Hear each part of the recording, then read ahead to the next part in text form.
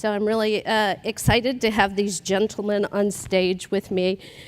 We've got a few of the brightest entrepreneurial types up here that we're going to talk about innovation and solution providers. So we've heard the morning as we kicked off about the customer, and today we're going to talk for the next.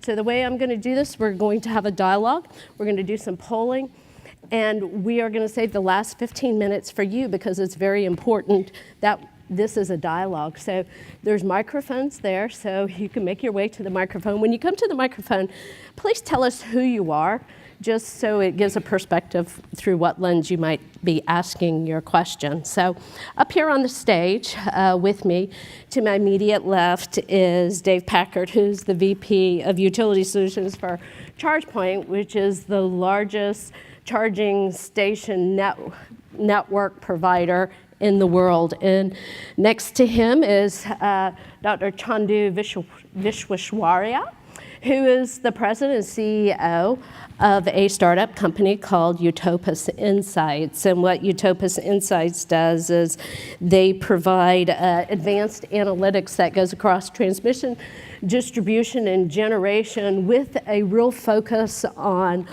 using algorithms for forecasting. And next to him is a longtime industry champion, Bob Chiste, who's the president and CEO of Encycle.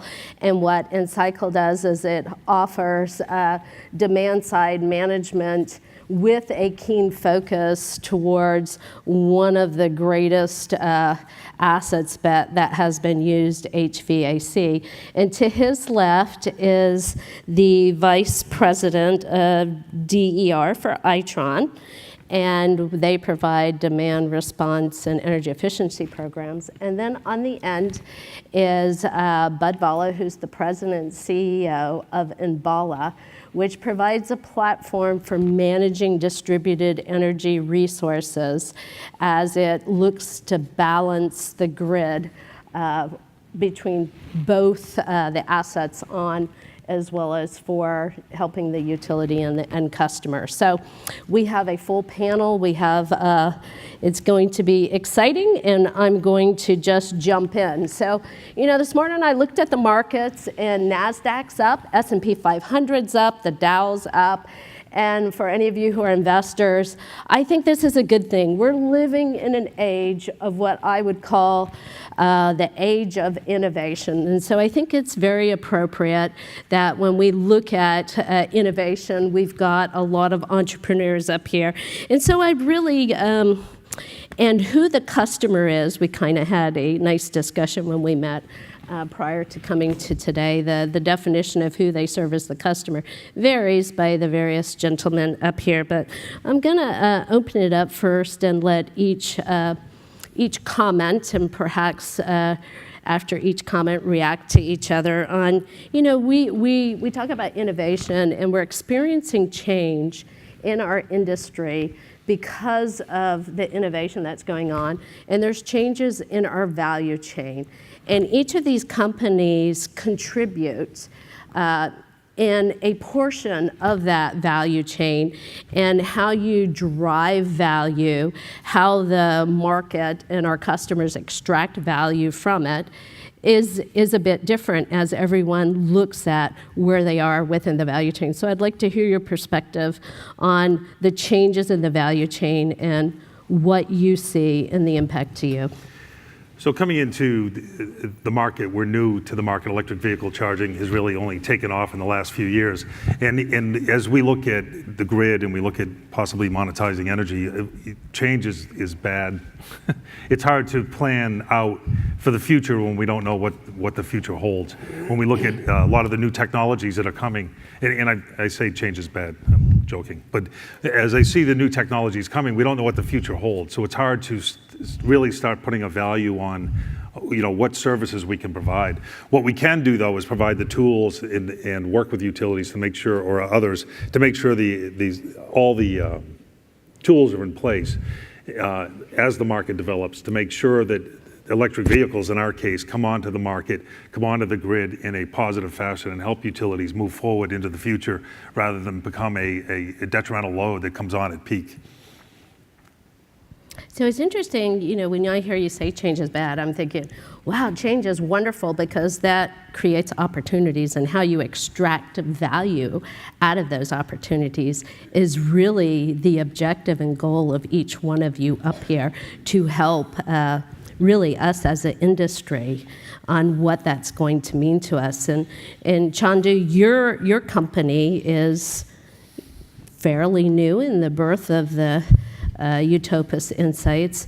What are you doing within that value chain, and how do you see it evolving for your company? Yeah, thank you, Sharon, and thank you, SEPA, for inviting me here. So when you talk about value chain, I really have two fundamental things that we as an industry can do better.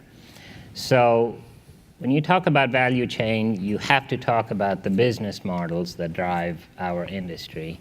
And we charge volumetrically by the kilowatt hour.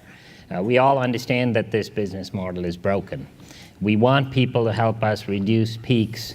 We charge by the kilowatt hour. We want people to pay us for maintaining a grid. We charge by the kilowatt hour. The fuel cost is free. We charge by the kilowatt hour. So we have this really old-fashioned business model that I think we need to hasten to evolve from this business model, because it incents the wrong behavior, because it distorts the market. The second thing that I feel we ought to do better is move faster. Innovation is a wonderful thing. There are times when we may fail a little bit, but we learn quickly and then continue to innovate. And this is an industry that is not embracing innovation as fast as it should, is not as forward-leaning as it should be. We need to find a way to speed that up. We need to do pilots in 4 weeks instead of 4 months. We need to do RFPs in 5 days instead of 5 months. All of these things need to happen. And the reason is because the future is coming at us faster than ever before. That sounds a little weird, but we heard this morning about Moore's Law, and we heard that there's 150 million emails per minute. Show of hands, how many people use email? Okay. And we heard that there's 1.8 Snapchats per minute. Show of hands, how many people use Snapchat? A lot less. And we heard that there's 900,000 Tinder. No, I'm not going to ask. But the future is coming at us faster. We need to grab innovation faster. We need to stop worrying about what we capitalize and what's an expense. We need to try experiments quickly, and we need to get that innovation in faster. And part of what will make that virtuous cycle work is fixing our business model. I think that helps you the more we cycle through the innovation of how it fits and how we're going to extract. Thank you. Sharon, I'm going to take a little bit of a walk back in history, and I'm going to talk about what you introduced initially on capital markets, and touch on sometimes we don't see the forest for the trees. So back in 2001, there basically was no demand management per se, or it wasn't an industry for sure. So we looked at what was happening from a capital market standpoint and how projects were being financed, the independent power business. So I had a brilliant idea at Converge, and that was, well, why don't we just manage a demand management project or demand response project the same way? To make a long story short, Bud joined us a couple years later in Converge, so we have a whole Converge team up here. But by 2007, we had 5 million or 6 million units out there doing demand management where we own those units. And so my point is business models change too. So innovation is not only about technology, about business models. But as we move forward, I think that was pretty groundbreaking, just a business model using a very blunt instrument. But we talk about exotic renewables, exotic storage, but there's been a couple of points revolutionary rather than evolutionary, and one that I like to think about is LEDs. LEDs have the opportunity of cutting lighting expense by 50% to 60%. That's massive. So when you talk about reducing energy consumption by that great amount, let's do everything that we could do in the energy efficiency area first. And the final step on my walk through history is my present company, which is called Encycle, where we invented a technology called swarm technology, where most people have assumed that HVAC has been attacked as best as it could be attacked, high efficiency units and so on, and they've moved on to exotic storage programs and rooftop solar. We looked at it and we realized that we could have those rooftop units communicating with each other through little devices in the cloud. So by cloud technology, we've recognized that we could save 20 to 25% on energy consumption from HVAC. So there's business model evolution or revolution, and technology evolution or revolution. So we don't have to be terribly exotic sometimes. We could just kind of see the forest for the trees and understand huge incremental steps that we could make on that journey. Okay. Steve.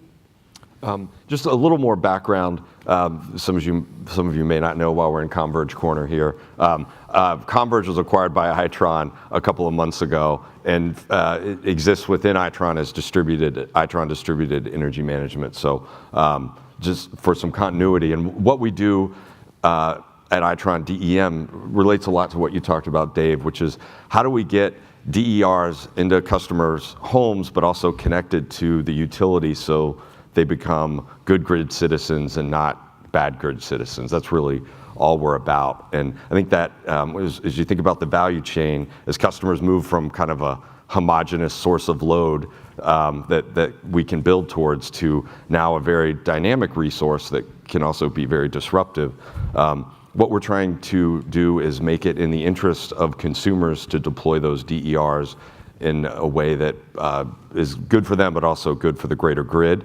And then provide utilities with the tools to optimize that, so to have visibility for forecasting and ultimately control of these DERs in conjunction with the customers so that they do become assets. So as we see the value chain really moving out to the grid edge with grid edge control visibility and automation.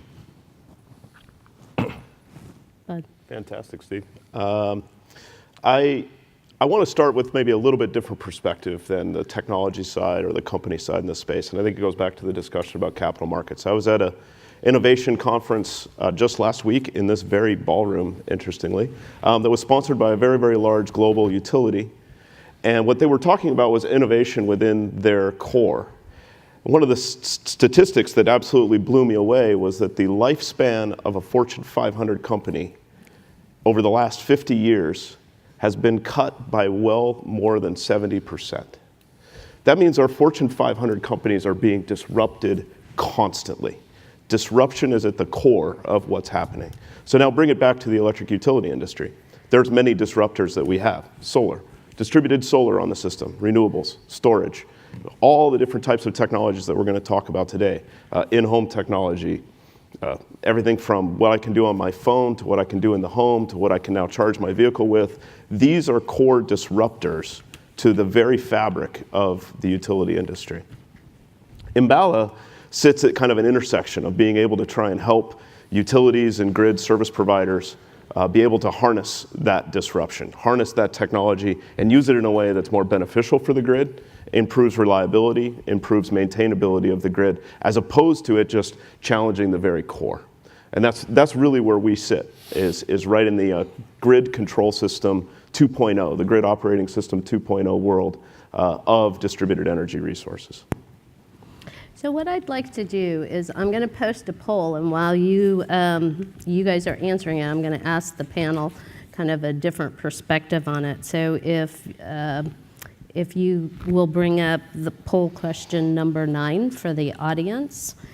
So I talked about the markets are good, technology, innovation as a percent of GDP is actually very high, but in our industry, not quite as high. And Chandu referred to the future as fast.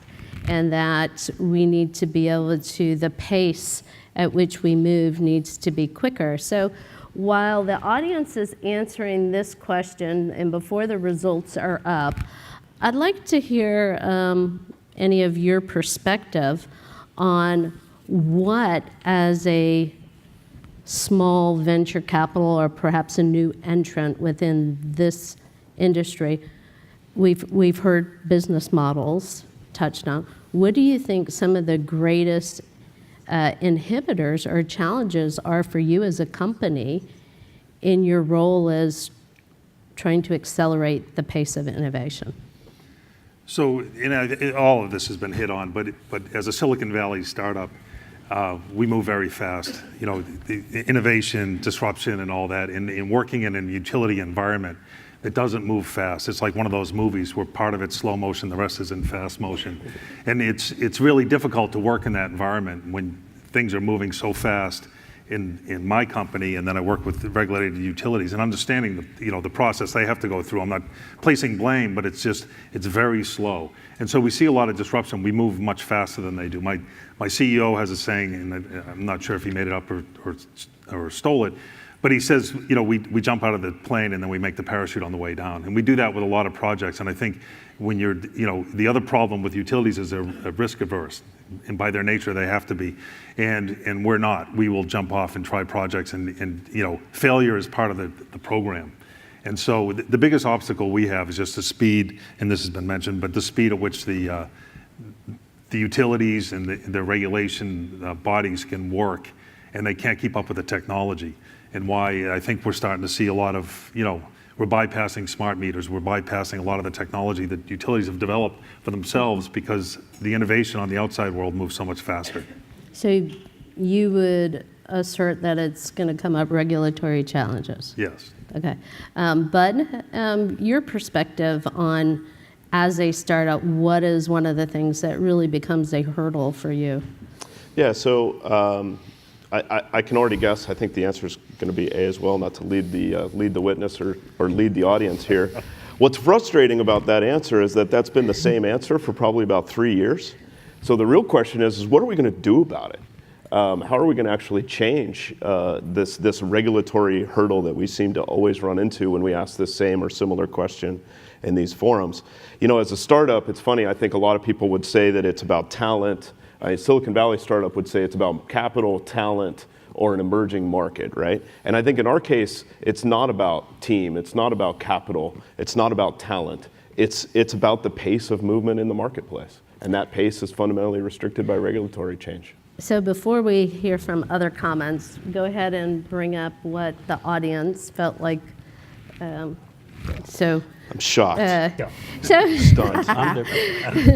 Chandu, you have an interesting model in that you're actually partnering, or so what are you guys doing to try and help and get in front of this and influence things? And for those the audience may not know about, so can you? I'll explain it. Sure, yes. Sure. So first of all, I do agree with the comments that things are too slow. The adoption of new technology is too slow. We get piloted to death. All of those things are completely true. In our case, we started our company with a strategic partnership with Velco, Vermont Electric Power Company. And so we are working closely with a utility and all the distribution utilities that own Velco, both as a proving ground for our technology, but also to guide us to develop the products and services that are most useful in the marketplace. So that's our attempt at trying to break some of this logjam and move things faster. Now, it's very easy to sit here and say it should be faster, it should be, you should be willing to try new technology, you should pay for pilots and all of this stuff. But let me just throw up a concrete thing that we could work on. So everybody understands the power of the cloud. Everyone understands that they want their information wherever they are on their tablet. Hopefully everyone understands that in most cases your data is more secure in the cloud than anything on premises. Yet we go through this business of trying to justify why it's a capital expenditure when you buy software as a service. That's a debate that should take about 1 nanosecond. And here's a pair of things that we can do to put this behind us once and for all. Allow utilities to capitalize software as a service. And then if you're going to buy software as a service, one of the beauties of it is that it's easy on, easy off. You turn it on, you give it a try. After 3 months, you don't like it, you stop paying for it. And that way, we can get past the scourge of free pilots as well. Anybody want to hop on that? Anybody dare to grab that rail? Well, I mean, I agree with the sentiment largely. You know, utilities have outsourced their R&D to us, like the vendor community, and we've got to be able to make a living doing that, right? Or the model's going to break down. And I think that's sometimes you do see a risk where you have a lot of little companies that aren't making money. You know, will investors continue to fund that if the buying cycles don't change? You know, I think that's something we all have to deal with. But with the when you talk about obstacles to DERs, you know, for us, when you think about all the different components of the value chain that DERs can provide, you can't cut out the utility. You know, when you start thinking about power quality and reliability and local asset management, there's all these outcomes that without the utility, we're never going to be able to realize. So that's why I, you know, kind of pile on with the regulatory environment. The utility's got to earn for doing the right thing. You know, we can't expect the utility to not get compensated for deploying DERs in a way to solve these problems in non-traditional ways. So just another spin on violent agreement, I guess.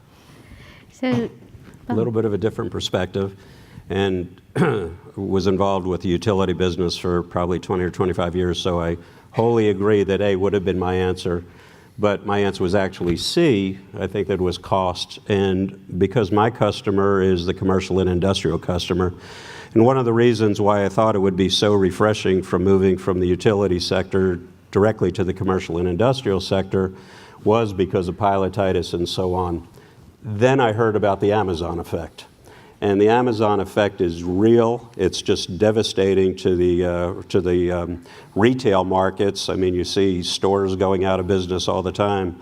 So what it's given us is the opportunity to look at the commercial and industrial world a little bit differently, because there's buildings also owned by Microsoft and Google that are moving forward and doing very interesting things. So we've changed our business completely over the past year and a half to a software company, did away with the hardware completely, put our software in the cloud, and we've jumped from hundreds of devices to over 10,000 now, and probably go to 40 or 50,000 by the end of 2018.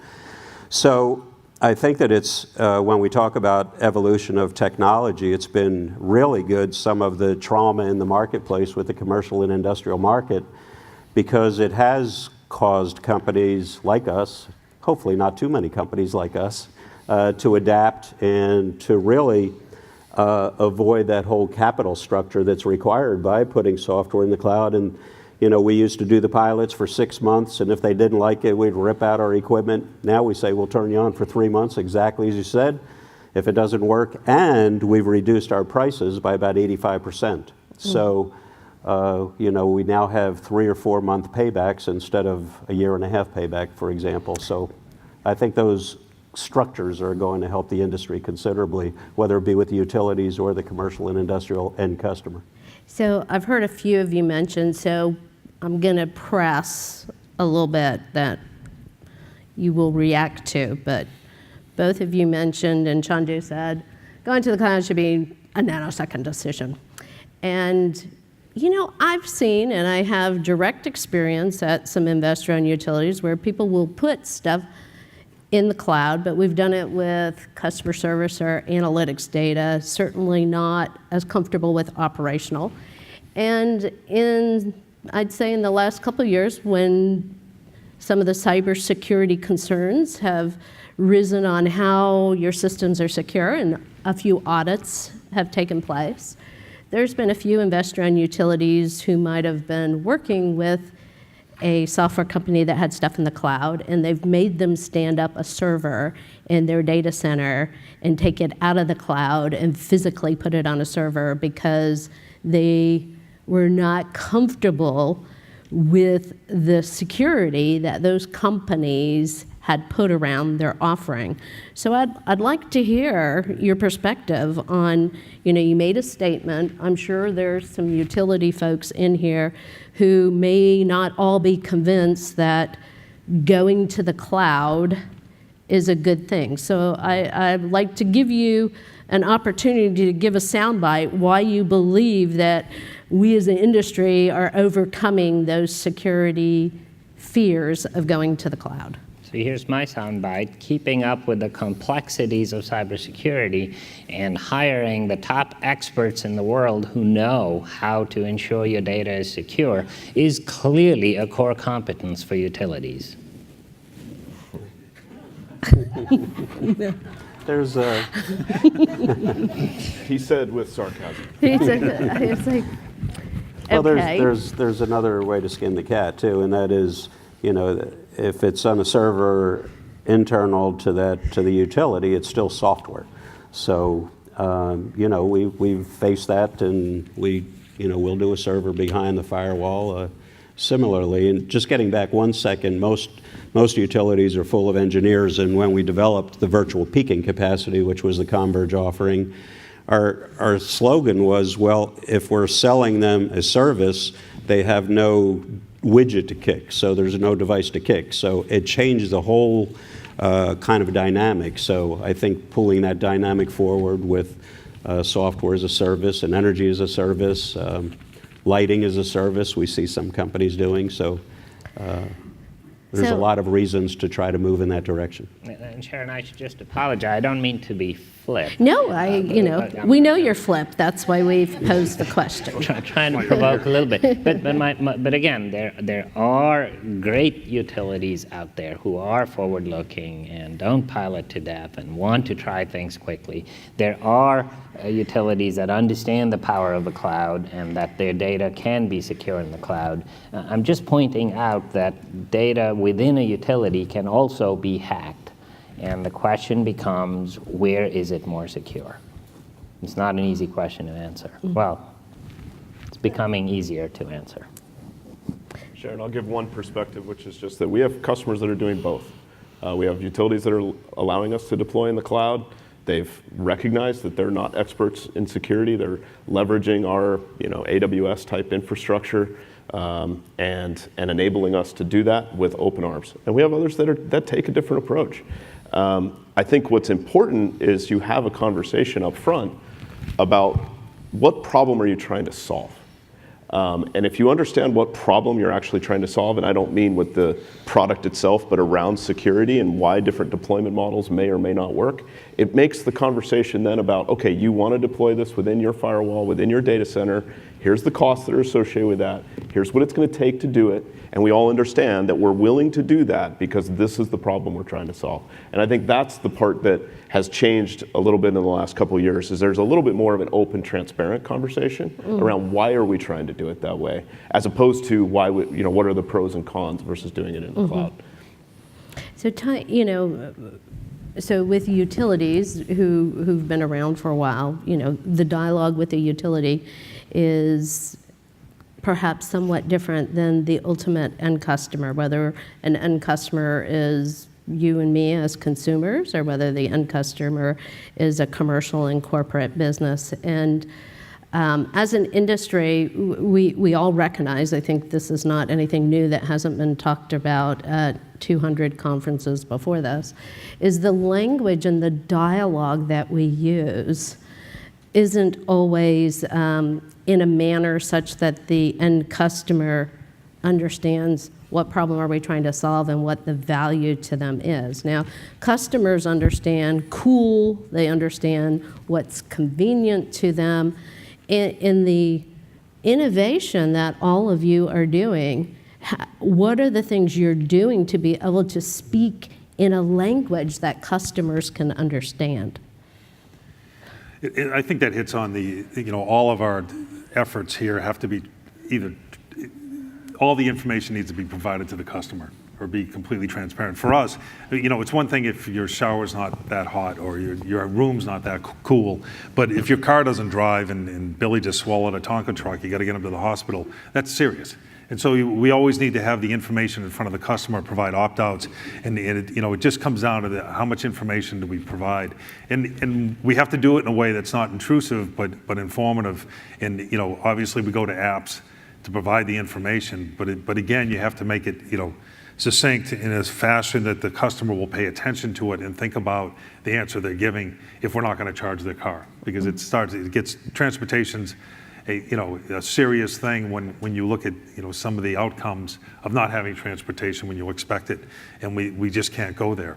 So for us, it's make it as convenient as possible for the customer, but give them all the information they need to make the decision that they can live with. Yeah, that's great. Well, it wasn't your charging station, but I was in a Tesla a week ago, and the person who was driving me in the Tesla was complaining that there's a particular charging station by the police station that they charge at because it's free, and they walk to their condo, and they were like in there for like 8 hours, and the doggone thing didn't get all the way charged up, their Tesla. And they really didn't understand why, because there's no, right now, at least with that charging post, it wasn't yours, they had no visibility whether the voltage wasn't right or, why that Tesla battery was not charging. So when we start talking about new services, whatever we do for the consumer, it's got to be something so they understand, and as you say, not come out in the morning and their battery's not charged. So. Now, yours is an end customer. Some of you call upon commercial customers. Mm. What is the dialogue, or even a utility? I guess your offering is a utility. How are you constructing for your customer your dialogues so that we're not talking, we talk about demand side management, distributed energy resources. Quite frankly, customers who cares? Those are just words. How are you translating it to the end value to your customer? Yeah, I'll answer. It's actually a very good question, Sharon, because we get, being in the industry, we know the jargon, we have the lexicon, but one of the rude awakenings that I had was we were dealing with one of the largest commercial air conditioning manufacturers in the world. And we started talking about DR and how we could structure our program with them. They had no idea what we were talking about because they sell devices and they sell service contracts. So they're not energy companies. And that was a good lesson for us. We just continually train our salespeople, and the smaller the company, the less that they know. But everyone is involved in the commercial and industrial arena. They're involved with energy programs, demand response programs, energy efficiency programs that the utility is offering. So, we've turned our sales force into a training force for that customer because many of them have no idea what they're talking about on the ability to structure energy programs for themselves. Okay. I think Enbala probably has an interesting perspective because we kind of sit in between both. We sit between the customer, we sit between the utility, and oftentimes we're working with the utility to help bring these services to their customers, or we're taking customers into a utility service. And I think we use a lot of lessons on the end customer side of things. We do take a lot of lessons from really what the solar industry has done. The ability to position a value proposition to a C&I customer around sustainability, reduction of carbon, change of energy footprint, reduction of energy bill, those are the things that resonate with an end customer. Those are not actually the things that resonate on the utility side of things, right?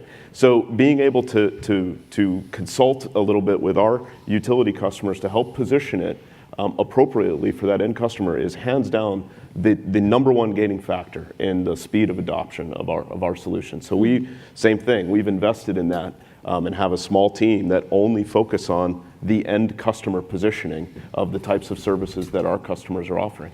It's the only way to solve the problem. Cannot speak in utility speak. So, Chandu, hold your thought just Sure. 1 second, and I'm going to brace myself so when you do your ninja move on me, I'm going to be prepared to have a comeback for you. But those of you in the audience, please make your way to the microphone. So, I'd really like to open this up to the audience so it's not, so you can be part of this engaged discussion. So I'll recognize you after Chandu gives us his words of wisdom here. Thanks, Sharon. So at Utopus Insights, we develop software solutions that are used by utilities, by ISOs, and by independent power producers. And basically, we point out that all these businesses are getting digitized. So the big, huge energy transformation that we're in the middle of has 3 stools to it. One stool is that raw technology is giving us solar panels and inverters and batteries and all of this good stuff, electric vehicles. Then there's the business model, the policies and environmental concerns and so on. And to me, the third leg of the stool is digitization. There's enormous amount of digital data available. How do I use that to forecast, to optimize, to use every kilowatt hour, to manage peaks, to manage my assets better? These are all things that we can do a whole lot better by using this tsunami of data that we have and extracting insight from it. So just as a very quick example, we're working across the state of Vermont, working closely with Velco. And one of the things we do there is that we understand that as the renewable penetration rises, that there's a very severe weather dependence of the energy system. So we model the weather. It's a hyperlocal weather forecasting that's specialized for energy. We leverage that to do both demand forecasting, understanding the solar behind the meter, as well as renewable forecasting for all of the solar farms and wind farms that are connected to the high voltage grid. And finally, we put all of these forecasts, along with notions of uncertainty, into a grid model. And then you can optimize storage, you can reduce peaks, you can deploy DERs, and so on in that framework. So my main point here is that if you have the right forecasting, if you know whether the wind's going to die down for 5 minutes versus the rest of the night, you can make the right decisions and keep the lights on and use all of that energy wisely and transform to ever higher penetrations of renewable. So that's the value proposition that we have for utilities. I think forecasting is going to continue to be a topic that we're going to have many more discussions about, because not just going to be on weather, but the learning software that starts to understand how many people have EVs, who's putting batteries on their residential house, so that when we start looking at beyond the meter, because today the utility doesn't see the full load as people begin to put storage and some of these other things on there. And so we're going to have better tools that dig down past distribution, past that, secondary transformer to be able to forecast that. So hope that you will continue to do that as you move beyond transmission and, some of the bulk primary feeders of distribution and going all the way down to the grid edge. I would just argue, though, we've got to do more than just be able to forecast down at that level. We need to be able to drive action, and I think that's with the technology advances we have with distributed communication. Not everything has to be backhauled up to the central station and have a decision made and then pushed back down. Now we can start to integrate grid edge assets with the distribution network and make automated decisions and compensate households for letting us do that. That technology is here and now. So I think forecasting is important, but I want to keep a focus on control too. Yeah, I think that's a very good point. That's touche. Okay, we're going to turn out to tell us who you are. Good morning. I don't know if this, it works. My name is Carlos Noel. I work for one of those lovely entities that has received plenty of love from this panel. I work for a utility. But in all seriousness, I mean, this whole panel was around innovation, right? And while you all have talked about kind of the innovation each of you do within your own businesses, I think it would be interesting for me to hear, as market experts, how do you guys think about innovation and what role can you guys play to help utilities and regulators to really actually make innovation happen quicker? Because it's easy to say that innovation should happen in 30 seconds. It's really easy to say that sitting on a panel. The reality is that's not the way it works. So you guys as experts, what can you bring to the table to make it happen? Thanks.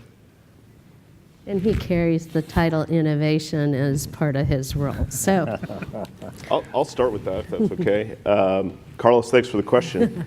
I think the most refreshing conversations that we get into are actually ones where we focus on exactly that, which is working with a partner like Enbala or any of these companies, along with the utility, and actually sitting around the table and saying, how can we innovate? How can we change the model? What can you do? What can we do? How do we come together to actually change the business model, change the approach, and even bringing the regulator into that conversation? Those are the types of conversations that create innovation, and I think actually drive some new out-of-the-box thinking. I know it's a cliche, but it is true, and we would welcome more of those dialogues, to be honest with you, to where you can actually say that rather than, again, no offense, might offend some people here, that typical RFP kind of process, right? It's very difficult in the RFP type process, particularly in an area where we're trying to actually disrupt the model, to have that dialogue. And so that I think is the difference there. I'm sorry. You're gonna jump on me? No, I'm going to just bend a little. But when you think about the whole capital-based earnings structure for utilities, it was capital was a form of risk, and utilities deserve to earn and be compensated for successfully taking on risk. But risk can take other forms than just capital, and I think that's where we need to broaden our minds a little bit, and again have that the regulator, utility, vendor discussion. And when we start thinking about DERs, I think a great example that we're in the middle of with Central Hudson right now is how they're deferring the construction of a new substation through a really targeted, aggressive deployment of DERs, and how we constructed a shared savings model with the utility where 70% of the savings goes to the ratepayers and 30% of the savings goes to the utility in a form of earnings. And that was a model that we all worked on together, and has made it, instead of a DER deployment as a nice to have or some kind of a compliance mechanism, really important to the shareholders and the CEO of Central Hudson, and it has given that project a lot more visibility and a lot more punch. So I'd love to see more of that. I'd just like to see utilities take a step back and really work with industry to try and define what the desired outcome is and not be so prescriptive in the solution. So figure out what the outcome is, and then figure out how to incent private industry to provide the tools to get you to that point. And then let the market get involved. I think one of the limitations is utilities still see themselves as capital entities, and the first step probably is defining what is the future of utility and what does it look like. And once we get to that point, we can come back and start trying to solve all those problems.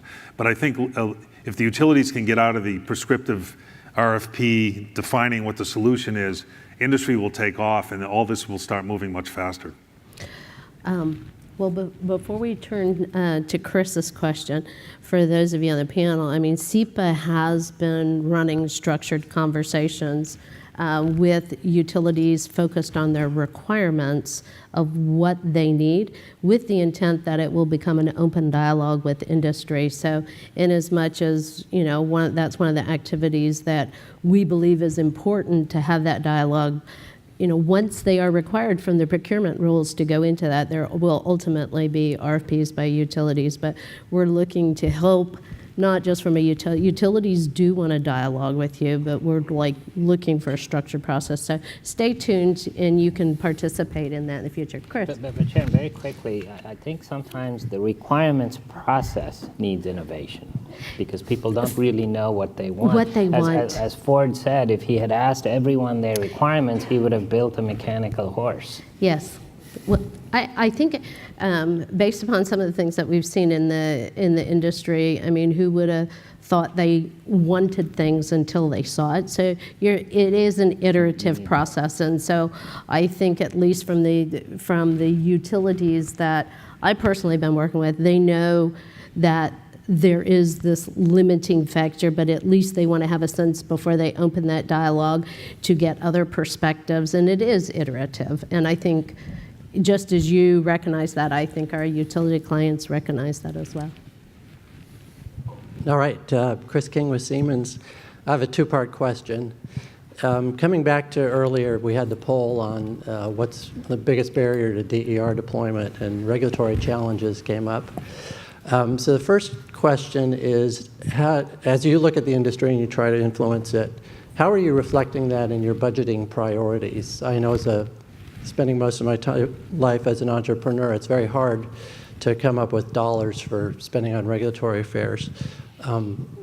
So how are you thinking about that? What advice would you have for other companies? And then the second part of the question is, you're innovators. So what are your innovations, your ideas, your innovative solutions around working to deal with those regulatory challenges?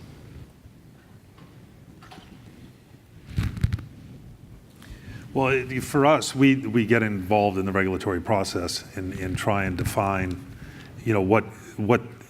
we try and lay ground rules which are good for the industry, maintaining competition in the process, not just in the RFP, but allowing the utility to incent a market without necessarily prescribing all the feature set of the products.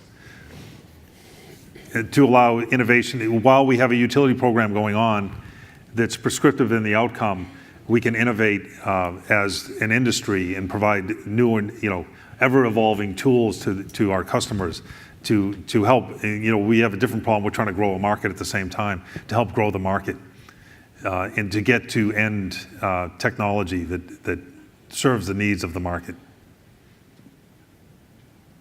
I think this relates to the previous question. When you have utilities, commissions, regulators, vendors working together towards a common goal, you're much more likely to have innovation, you're much more likely to get a good end result. So where those ecosystems can be created, regulators are good people, they are trying to do the right thing, and it's not their intention to kill innovation. So if there can be common goals and people work together, there's often creative ways of funding projects and doing pilots and so on. I think another great channel to engage on the policy side is through alliances and agencies, where we could pull customers and solution providers and utilities together, and with a combined message, I think we have a lot more credibility and a lot more impact than a lot of selfish interested vendors really promoting a very narrow cause. So I think to the extent that more vendors can participate in effective alliances and drive maybe not the perfect message for us as individuals, but the better message for the greater good, that's a better use of our resources. Judith. Hi, I'm Judith Schwartz from To The Point.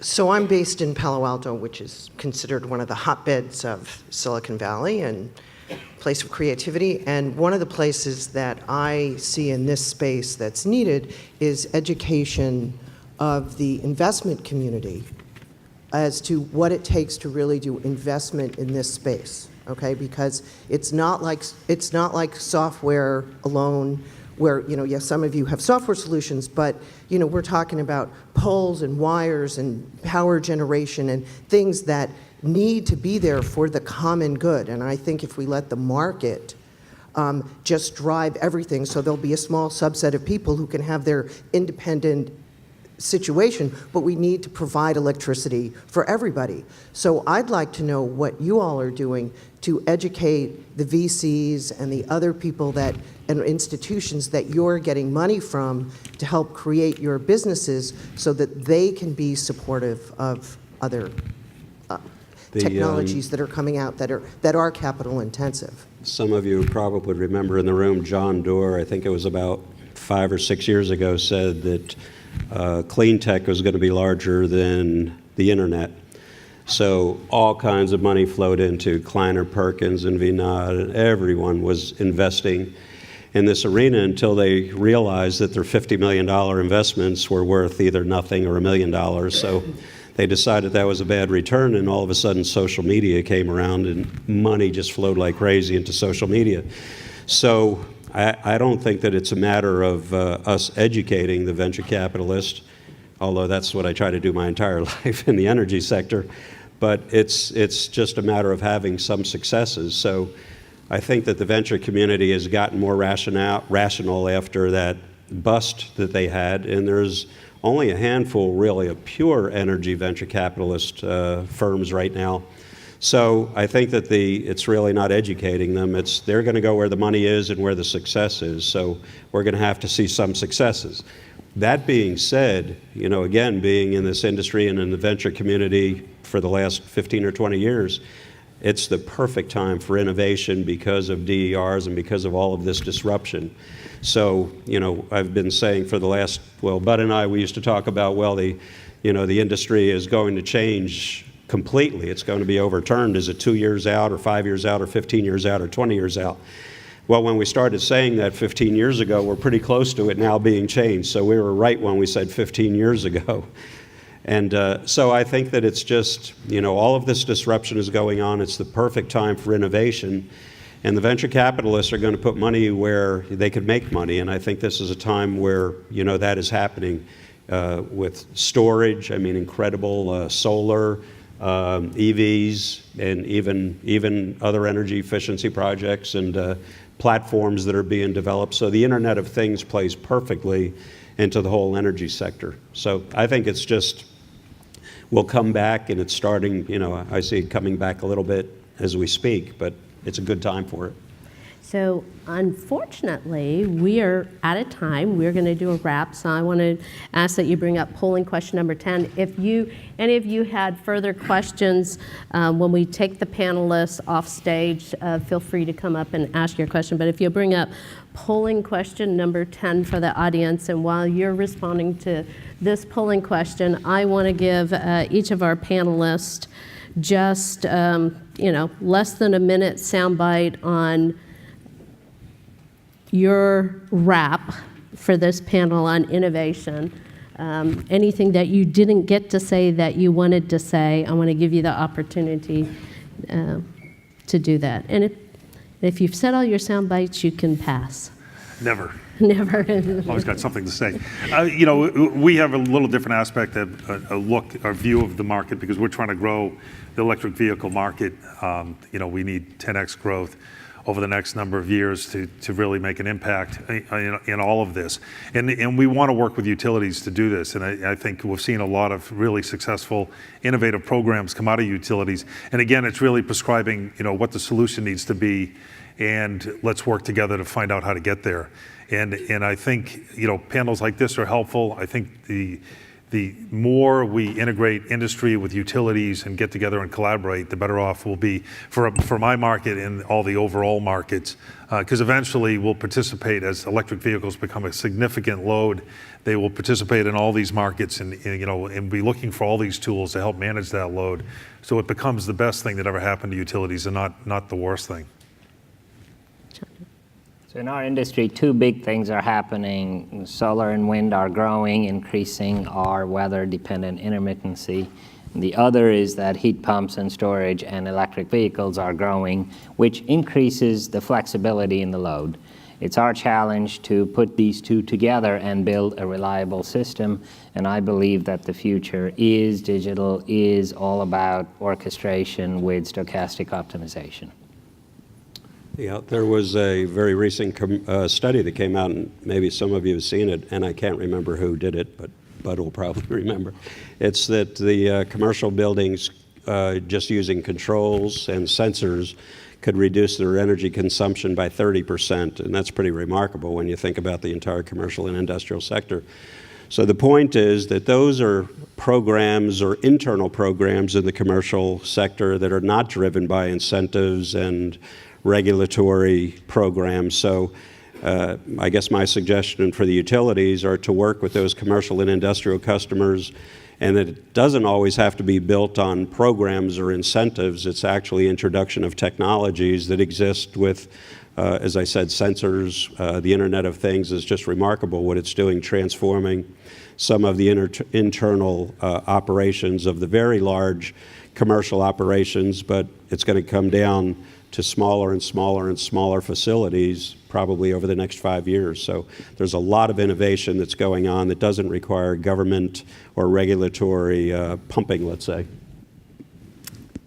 I think one other area of innovation we're going to have to see is how we value and purchase DERs. I love the idea of outcome-based procurements as well. But we've even seen with something as simple as just demand response. Not every kilowatt is created equal. There's a lot of different rules of the road, and when you start trying to compare resources with different properties, it gets very complicated very quickly. Now, and that's rearing its head as we see more of auction-based mechanisms like DRAM or Con Ed's BQDM. But now when we start thinking about DERs, now we've got totally different properties, of different devices about when they're available, what the rules are, how dispatchable they are. So I think we've got to do a lot of innovation about, again, combining the value and availability of these resources and understanding how we prescribe a value and then how we purchase them. I'll take a very different approach, which is to tell you 3 words which are core to the culture of Enbala, which is trust, teamwork, and innovation. We talk about it with our team every single day, and that's the type of relationship that we try and enter into, is one with our customers where there's trust, teamwork, and innovation to move the ball forward. So can we bring up the results of the poll for everyone to see? On wires. Anybody surprised? Well, I think I'd be remiss on stage. We've talked a lot about this was about solution providers, so we've had a number of innovators on stage, and we've talked about innovation and collaboration with utilities. And I want to thank all our panelists up here, but I think I'm a little bit remiss of not acknowledging that we have had a fair amount of innovation and stimulation of innovation that have come from our national labs, which are funded through government. And some of our panelists are actually working with on some early stage innovation stuff with our national labs. And so I at least want to acknowledge that when we're talking about this dialogue, there is a role for our government in stimulating innovation and looking at extracting that out of our labs and making it commercial. So thank you, gentlemen, for participating. Anybody who has questions for them, they'll be off here to the left. Okay.